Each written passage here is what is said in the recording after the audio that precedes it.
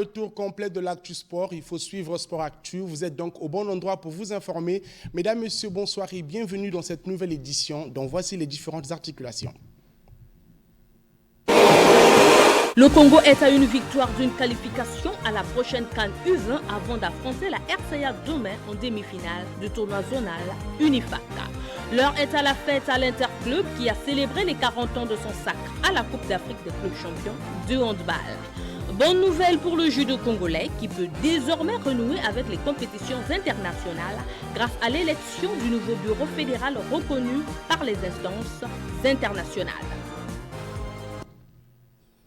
Voilà donc pour la vitrine de cette émission. C'est donc parti pour 45 minutes d'information et de débat en compagnie d'Antonio Verkus Ndunyama et de Stalgar Bomoyi. Bonsoir messieurs.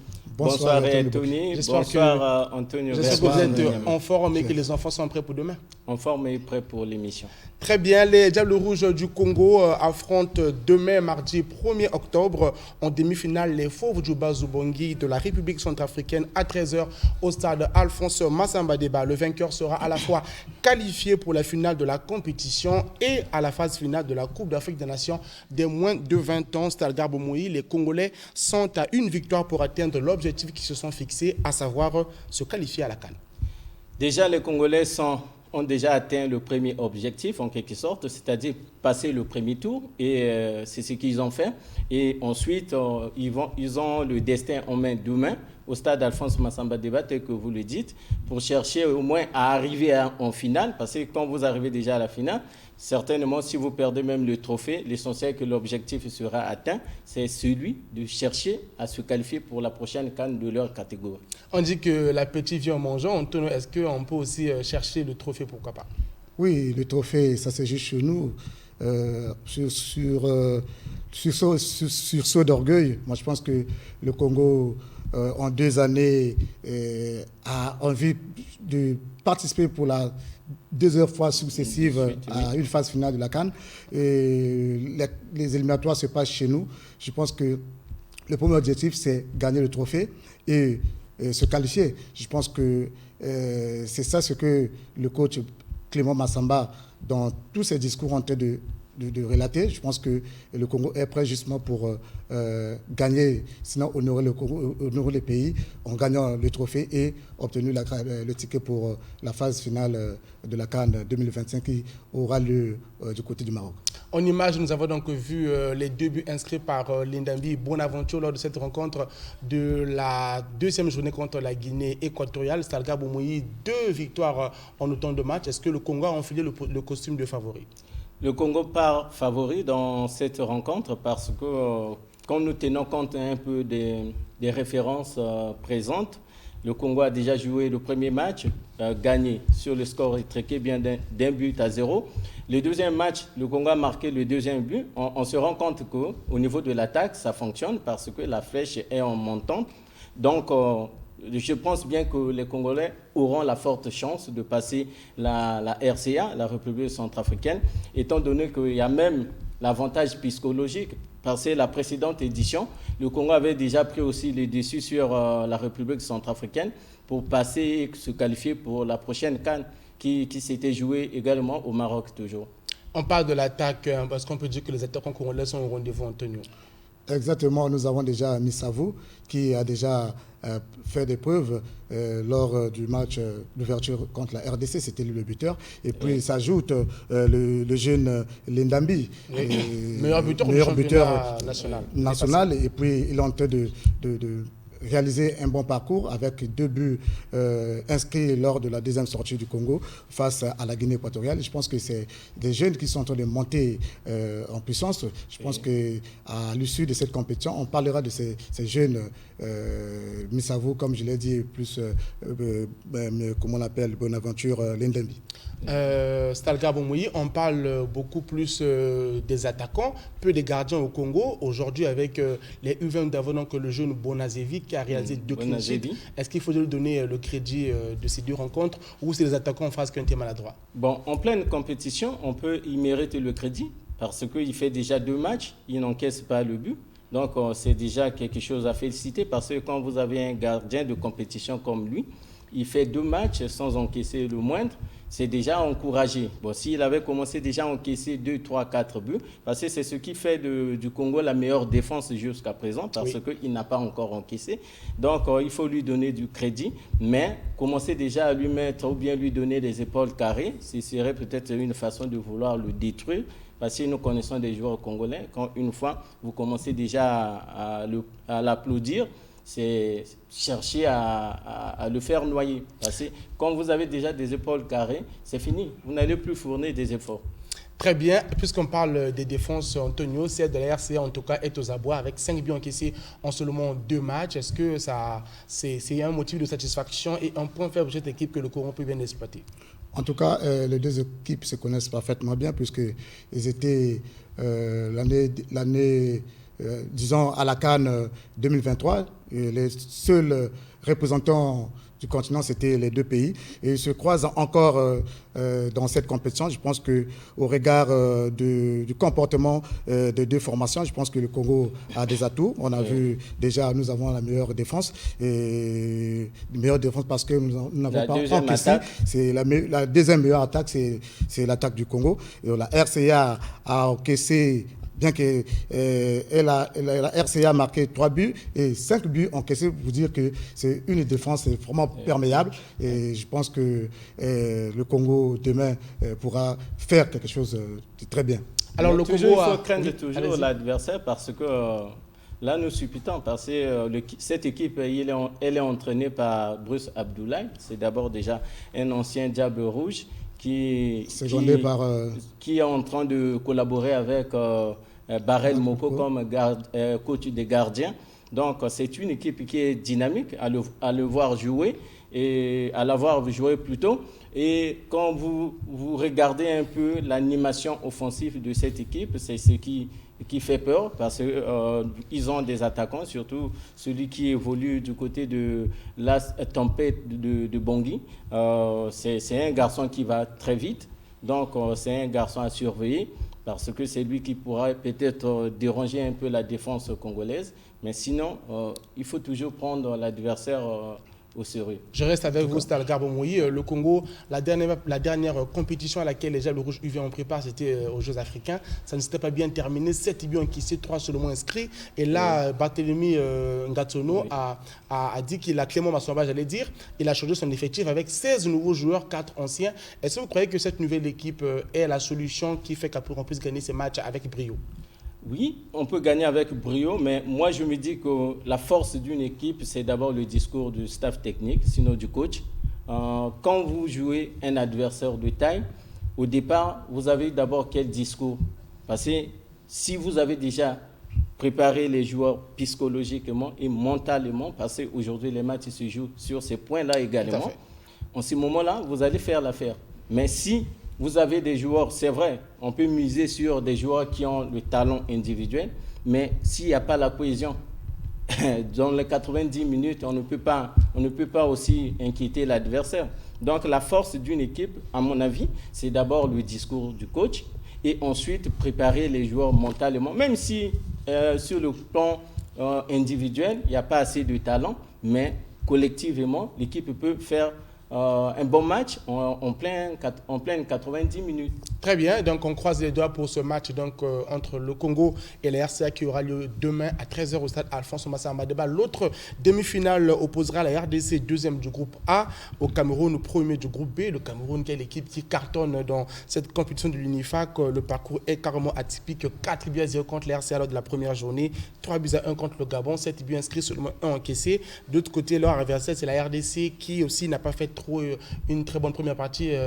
On peut dire 0-1 contre le Congo et 3 buts à 1 contre la Guinée équatoriale. Antonio, comment voyez-vous cette seconde demi-finale? En tout cas, ce serait un choc très difficile pour la RDC qui va croiser la meilleure équipe du pool, du groupe B, qui est le Cameroun avec une meilleure attaque.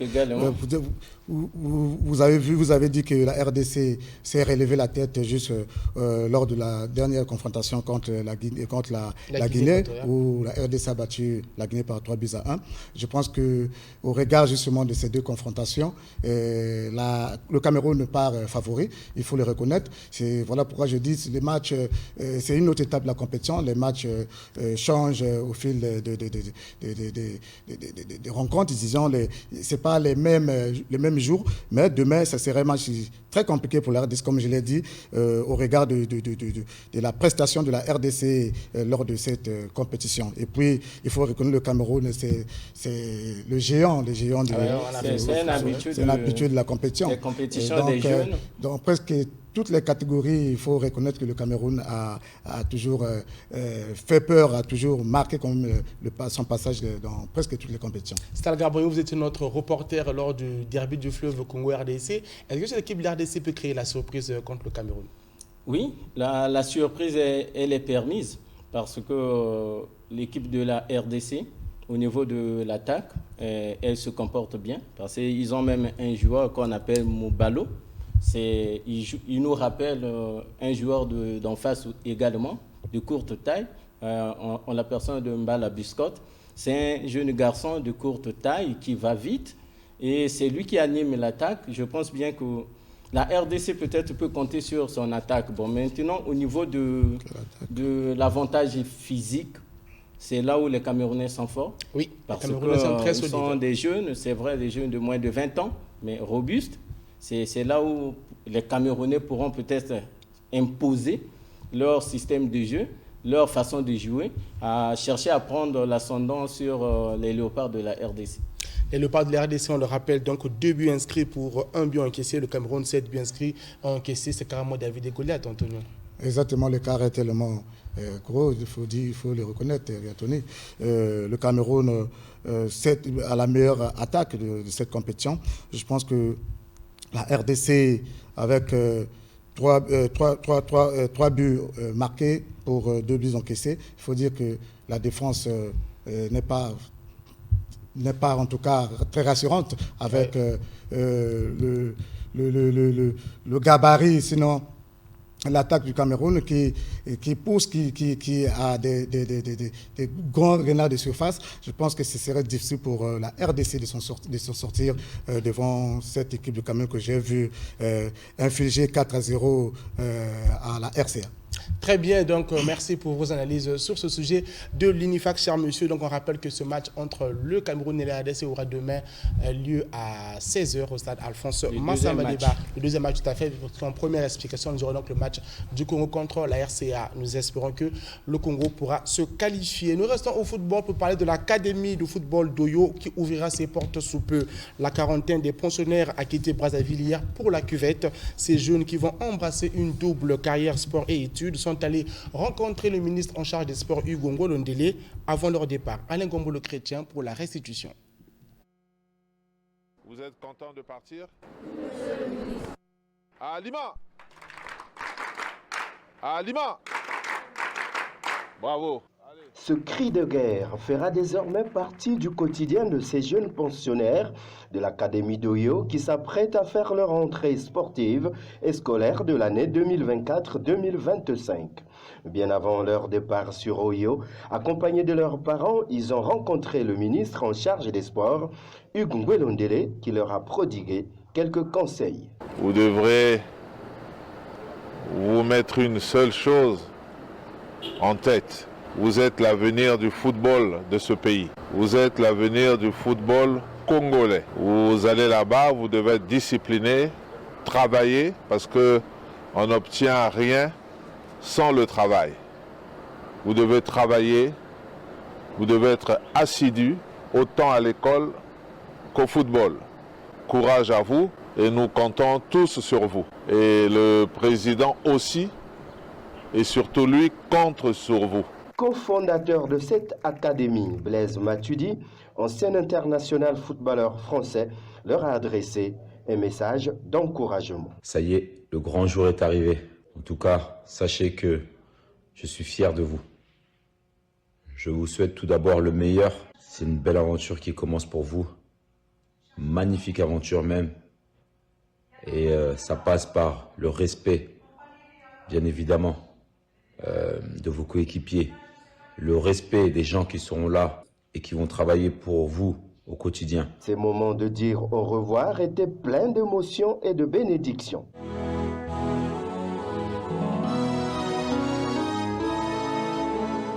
Je suis venu dire bye à mon grand frère Rachid.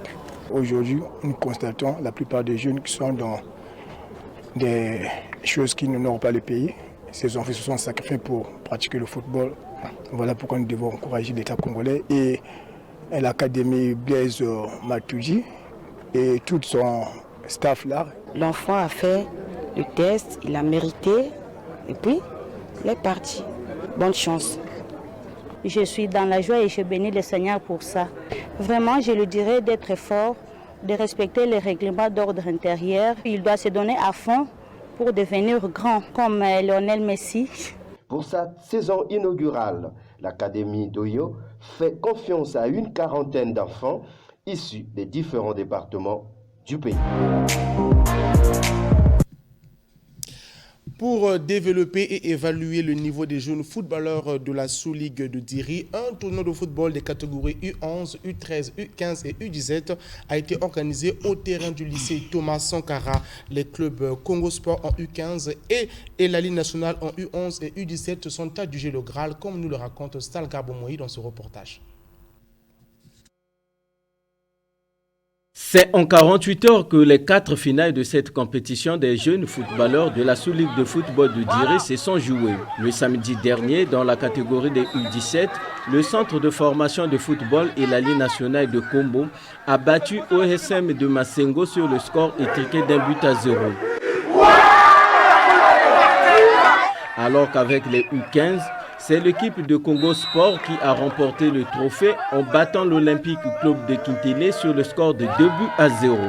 Pour la journée de dimanche, le centre de formation et la Ligue nationale en bleu a une fois de plus remporté le trophée des U11 en venant à bout de l'équipe de Jacques Opango aux séances des tirs au but, 3 tirs au but contre 1 après 1-1 au temps réglementaire.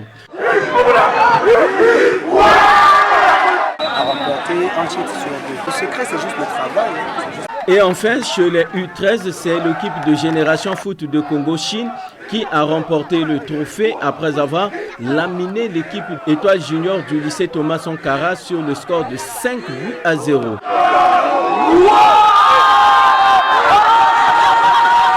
Le président de la sous-ligue de football de Diri dégage ici le bien fondé de ce tournoi organisé chaque saison. C'est une satisfaction. On a fait un effort et on continue à faire des efforts pour garder les enfants tout autour du ballon. Ça nous a épatés.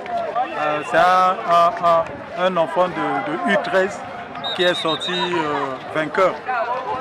Tout ce qu'il nous a produit, c'est exceptionnel. Signalons que pour la cérémonie des récompenses, plusieurs joueurs ont été plébiscités, meilleurs buteurs et joueurs des différentes catégories de cette compétition.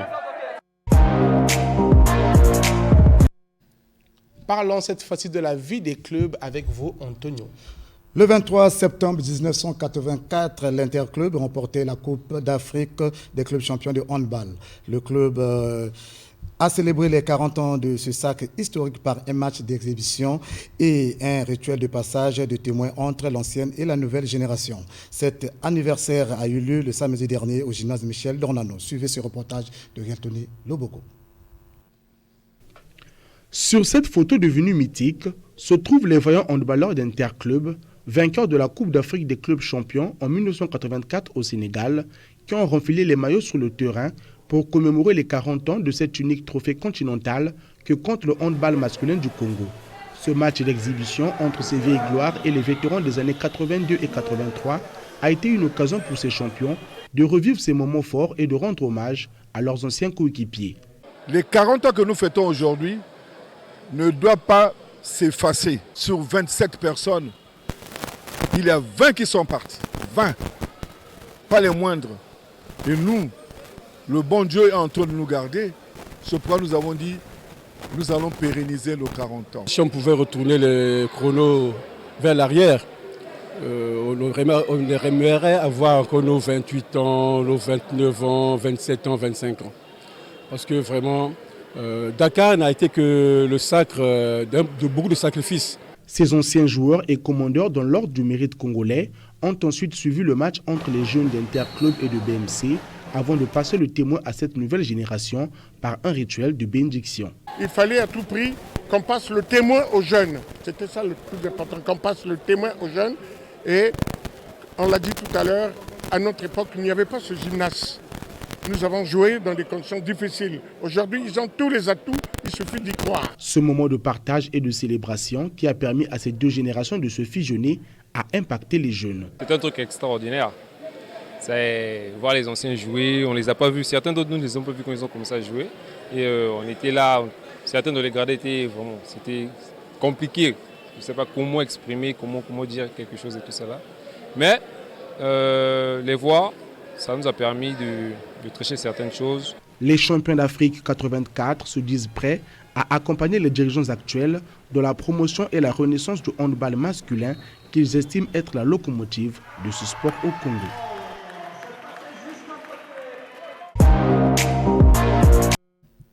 « 30 entraîneurs de la Fédération congolaise d'escrime ont passé une semaine de formation sur la houlette de Zouari Mohamed Hassen, expert de la Confédération africaine d'escrime. Ce stage a pris fin le week-end dernier en présence du représentant du Comité national olympique et sportif congolais Jean-Baptiste Ossé, secrétaire général adjoint du dit comité. Delphine Dodné-Rolongoli pour le reportage. Pour permettre aux pays moins nantis de développer l'escrime, la Confédération africaine d'escrime et la Fédération internationale, en partenariat avec le Comité national olympique et sportif congolais, grâce à la solidarité olympique, offrent des formations des entraîneurs à ces pays. À cet effet, Zouari Mohamed Hassen, expert de la KE, a eu une très belle semaine de formation avec les entraîneurs des 3 spécialités, épée, fleuret et sacre. Ce stage de niveau 2 vient corroborer la bonne assimilation des notions par ses entraîneurs. Je suis content, mais aussi je demande à ce qu'ils travaillent. Après ce stage-là, ça c'est un travail de 10 jours, 11 jours. Mais par la suite, il faut qu'ils travaillent dans leur club respectif ou dans leur région. On a essayé de toucher à 3 spécialités et par la suite que le meilleur gagne. Les 30 entraîneurs après le stage de formation niveau 2 passeront en décembre prochain le stage de niveau 3 toujours avec l'expert Zouari Mohamed Hassen. Voilà pour ce stage de formation de niveau 2 placé donc sous la houlette de cet expert de la Fédération internationale d'escrime. Le bateau athlétisme congolais sera conduit par Ange Ndondou pour l'Olympiade 2025-2028. Il a été élu président de la Fédération congolaise d'athlétisme lors de l'Assemblée générale élective tenue le week-end dernier. Il a battu son challenger Gandhi Mbongo au 2e tour par 8 voix contre 6. Reportage d'Elfer Rodné-Longoli une fois de plus.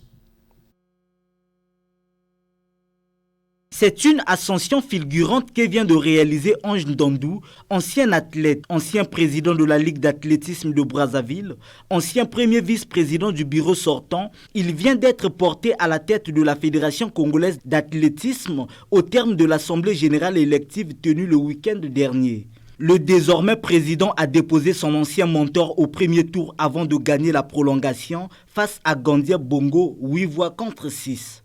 Il y arrive en connaissance de sa discipline pour laquelle il a formulé des grands projets. Ce n'est pas ma victoire, mais c'est la victoire de l'athlétisme sur elle-même. Nous avons un projet, je pense que c'est ce projet-là qui nous emmène à la tête de cette fédération. Ensemble, nous allons nous unir dans un premier temps où nous allons placer le siège, mais le grand rêve a toujours été de trouver un terrain propre où nous allons bâtir le siège de la fédération. Ange Ndondou succède à José Sirebina qui n'a pas fait le poids lors de cette assemblée générale élective. D'une fédération à une autre, Alain Konomono est le nouveau président de la Fédération congolaise de natation. Il a été élu au cours de l'assemblée générale élective qui s'est tenue le vendredi dernier au gymnase Henri Elendé. Les précisions d'Alexis Bokatola. Ambiance bon enfant et fair play entre le président élu Alain Konomono et le président sortant Audrien Loembe au cours de l'Assemblée générale élective de la Fédération congolaise de natation. C'est un bureau exécutif de 8 membres qui aura à charge les destinées de la natation congolaise pendant l'Olympiade 2025-2028 qui a été légalement votée et investie de pouvoir. Je vous félicite pour le bon déroulement de vos travaux qui ont abouti à l'élection des membres de vos nouvelles instances fédérales. Je formule toute ma gratitude aux heureux élus et vous invite à vous mettre résolument au service du sport pour améliorer son image. Je vous souhaite bon retour dans vos localités respectives. Au nom du ministre Ngolondele, ministre de la Jeunesse et des Sports, de l'Éducation civique, de la formation qualifiante et de l'emploi, je déclare clos les travaux de l'Assemblée générale élective de la Fédération congolaise de natation. Mission accomplie pour le nouvel homme fort de la natation congolaise qui entend apporter sa pierre à l'édifice pour non seulement viabiliser cette discipline, mais aussi permettre son épanouissement au plan international. Je veux m'inscrire dans la continuité de ce que j'ai déjà commencé à faire. Donc, ainsi dit, nous avons beaucoup de défis à relever. Il nous manque des piscines accessibles à nos athlètes. C'est le premier challenge à vouloir relever, quand bien même que la tâche est difficile, mais nous allons oser. Tant qu'on n'a pas osé, on ne peut pas dire qu'on ne peut pas. Il faut qu'on ose. Le nouveau bureau ainsi établi sera en face de plusieurs défis majeurs, parmi lesquels la formation des nageurs dans les différents départements du pays.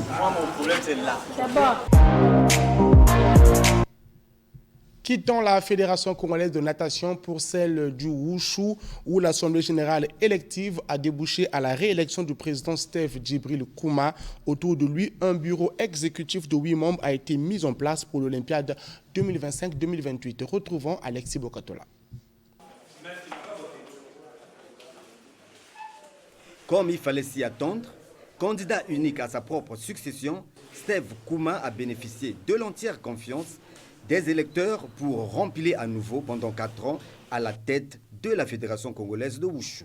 Pour accomplir cette noble et lourde mission, il sera accompagné durant cette nouvelle mandature par une équipe fédérale composée de 8 membres, nantis de missions et attributions. Au terme des travaux de l'Assemblée générale ordinaire, au cours de laquelle vous avez adopté les documents relatifs à l'Olympiade finissante, je vous félicite pour la qualité de vos travaux et vous avez tous nos remerciements. Mais aussi, dire qu'au moment où nous finissons avec l'Olympiade 2021-2024, s'ouvrent les assemblées générales électives pour l'Olympiade 2025-2028.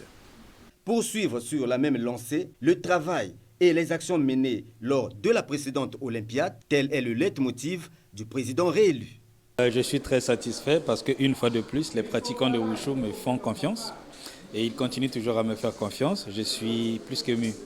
Je suis très heureux. L'Olympiade passée, on a eu beaucoup de soucis à réaliser ce qu'on voulait parce que ça ne dépendait pas de moi. C'était des subventions de l'État. On n'a pas eu de subventions, donc on a travaillé avec les moyens de bord, ce qui a fait qu'on a eu du mal à participer aux championnats internationaux. Mais cette fois-ci, je crois qu'on va se battre pour que ça marche. Il appartient désormais aux nouveaux membres du bureau exécutif de se mettre d'ores et déjà au travail afin de relever les innombrables défis qui les attendent. Dernier chapitre de cette page consacrée aux élections générales et électives. Après une Olympiade de 2021-2024 controversée, le judo congolais retrouve le concert des nations grâce à l'Assemblée générale élective du 28 septembre 2024 qui a vu Francis Nel Ata Asiokara être porté à la tête de cette fédération pour une seconde fois en présence du représentant de la Fédération internationale de judo, Alain Kingé. Les détails avec Alain Pasteur. Exclu de tous les rendez-vous continentaux et mondiaux au cours de la dernière Olympiade, le Congo rejoint la grande famille du judo international par la grande porte, à l'issue de l'Assemblée générale élective supervisée par la Fédération internationale et l'Union africaine de judo, assemblée qui a vu Nel Francis Atta Asiokara l'emporter à l'unanimité. Son challenger, Marien Gwabi Ikama, ayant jeté l'éponge avant la tenue de ses assises. Nel Francis Atta Asiokara a tiré à grands traits son programme de développement de la discipline. Il a appelé les judokas de tous les bords au rassemblement. Nous allons travailler avec tous les judokas congolais. On va ramener tout le monde à la raison pour la bonne marche du judo, pour que le judo avance, pour que les judokas congolais s'expriment au niveau international. Cette élection sort ainsi le Congo de 4 années d'hibernation par la voix du délégué de la FIJ et de l'Union africaine de judo, Alain Kingé, président de la Fédération camerounaise de judo, rassure que les institutions internationales vont accompagner urgemment le Congo dans le processus de relance de son judo. Fort de notre expertise, nous allons donner certaines solutions pour déjà commencer un démarrage efficient. Il s'agit déjà de mettre sur pied un véritable fichier de la fédération en termes de clubs, en termes de licence des athlètes. Ensuite, nous allons faire des séminaires pour leur apprendre les protocoles sur comment ça se passe sur les enregistrements aux compétitions internationales et mettre en formation aussi les cadres parce que c'est un manque criard. Donc je peux vous garantir que ce côté il y a sur la table de l'Union africaine de judo, de la Fédération internationale de judo et la Fédération congolaise sera prise en main véritablement par la Fédération africaine de judo et par la Fédération internationale de judo. Donc ce diagnostic sera fait en premier. Nous allons poser les jalons et nous allons travailler main dans la main avec tous les acteurs et chacun apportera de sa modeste contribution. Les attentes des pratiquants de la discipline pour un changement qualitatif à grande échelle sont nettement palpables, ce qui justifie la liesse générale observée à l'issue de cette Assemblée générale élective.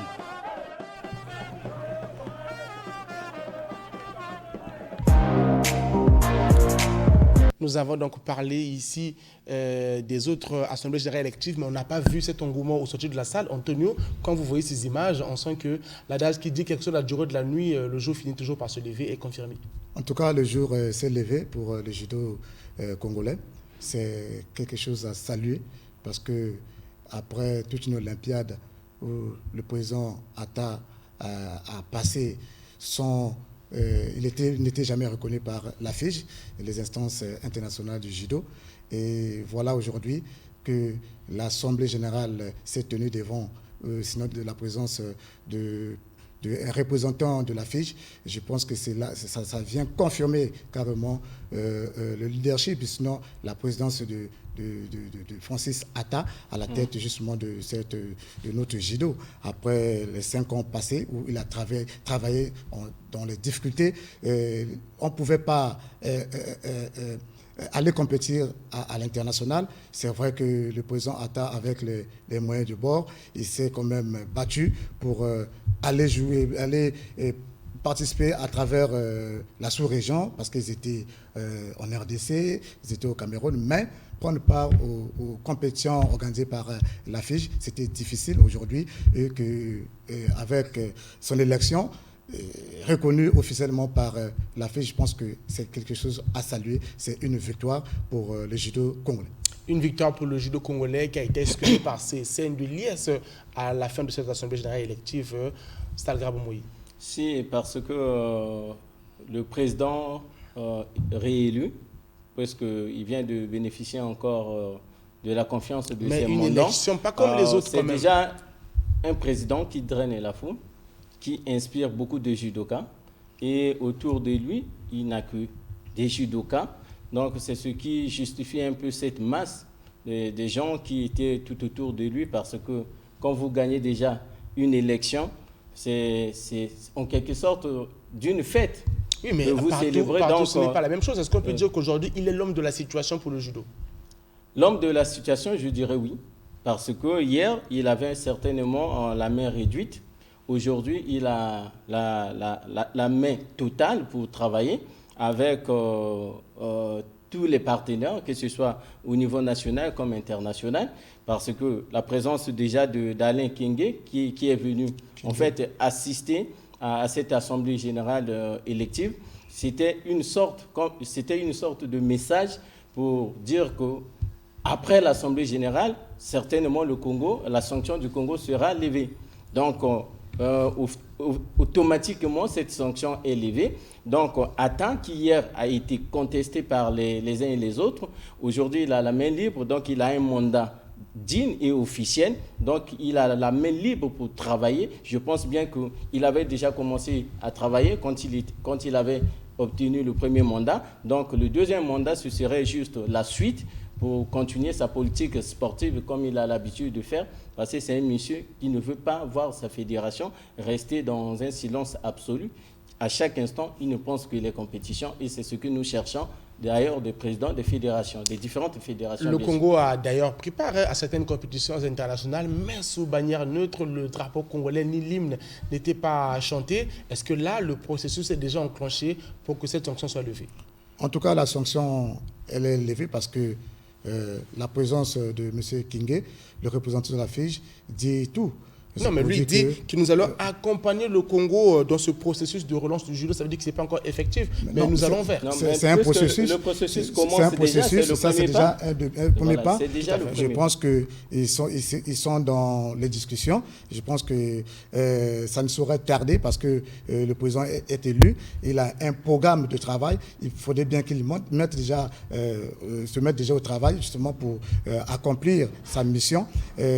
Comme je l'ai dit, cette situation est réglée non seulement au plan national, il y a eu quand même des réunions, des conversations entre le ministère des Sports, et la Fédération et la FIGE. Donc pour dire que dans quelques jours, je pense qu'on aura gain de cause. Non seulement Alain Kingé est venu aussi assister à l'Assemblée générale, mais il est venu également rendre crédible le mandat de celui qui devait être élu comme président de la Fédération congolaise de judo. Donc c'est quelque chose à saluer. Et quelles seront les retombées une fois la sanction levée? Mais les retombées, nous les connaissons. Premièrement, nous voulons voir des athlètes congolais participer aux compétitions internationales. Donc ça va arrêter la fuite des talents. Exactement, parce que nous avons des athlètes. Ce n'est plus une question un secret de polichinelle, comme on le dit.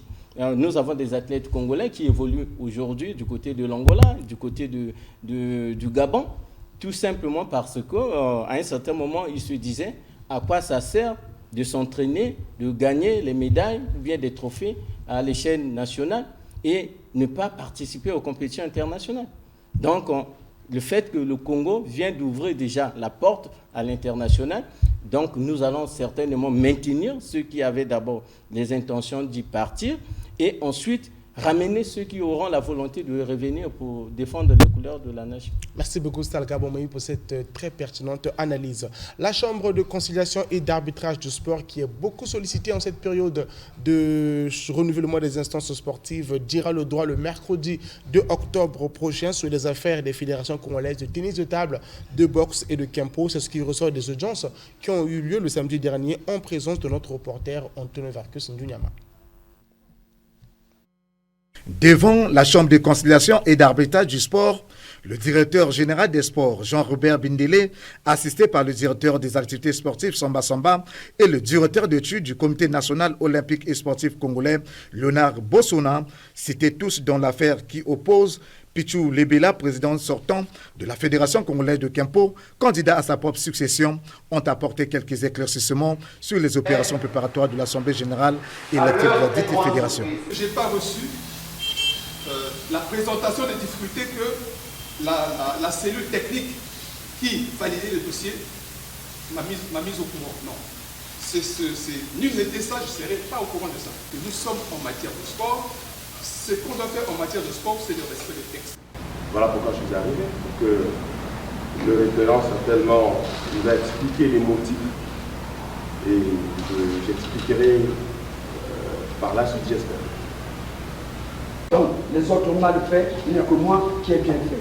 Ce procès, qui se tient dans un contexte un peu particulier où la récente circulaire du ministre des Sports suspend momentanément la tenue des assemblées générales électives, la CECAS entend rendre une justice équitable, a rabattu le délibéré pour production par les parties en litige des documents en leur possession et en liaison avec les différents points à savoir. 1. La régularité du corps électoral. 2. La validation des candidatures.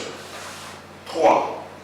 L'interruption de la procédure de dépôt de candidature avant la date limite.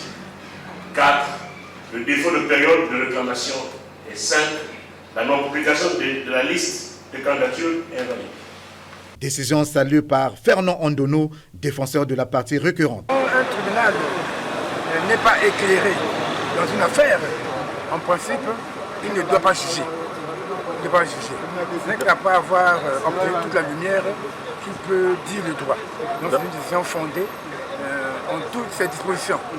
Notamment on demande parce que nous contestons les décisions prises par les organisateurs. Rappelons que la CECAS a également rabattu le délibéré des deux affaires qui étaient soumises à leur table, celle de la Fédération congolaise de boxe et de tennis de table. Enfin, du karaté, pour terminer, le club Koma de la sous-ligue Wenze Talangaï a évalué ses apprenants à l'issue de la saison sportive 2023-2024. Cette passation de grade qui intervient à l'ouverture de la saison sportive 2024-2025 a eu lieu hier dans l'enceinte de l'école primaire Pierre Nzoko de Poto-Poto. Le reportage porte la griffe de Delphin Rodney Longoli. Ceinture jaune et orange pour certains, verte et bleue pour d'autres. Ce sont les couleurs de ceinture des nouveaux gradés du club Koma. Âgés de 5 à 18 ans, ces élèves karatéka viennent de boucler une année d'apprentissage aux techniques d'attaque et de défense du karaté Shotokan. Je me sens plutôt à l'aise. Je me suis beaucoup entraînée, je me suis donné à fond pour travailler comme ça. Je remercie vraiment mes anciens, mes maîtres de m'avoir encadré. Étant que nouveau ceinture bleue, je ferai de tout possible de transmettre aussi aux autres. Ceux qui viendront après moi.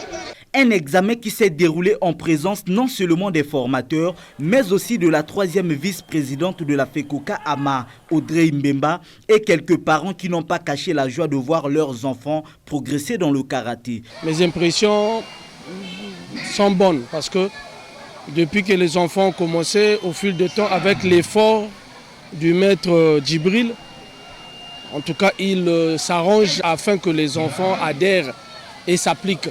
Je félicite Monsieur Djibril Ondongo pour cette éducation. Le formateur de ces apprenants, Djibril Ondongo, a expliqué le sens de cette passation de ceinture. Nous avons eu tout le temps d'enseigner ces enfants et nous avons jugé bon avant la rentrée scolaire qu'il y ait évaluation, qu'il y ait examen, afin qu'ils repartent avec un diplôme sportif.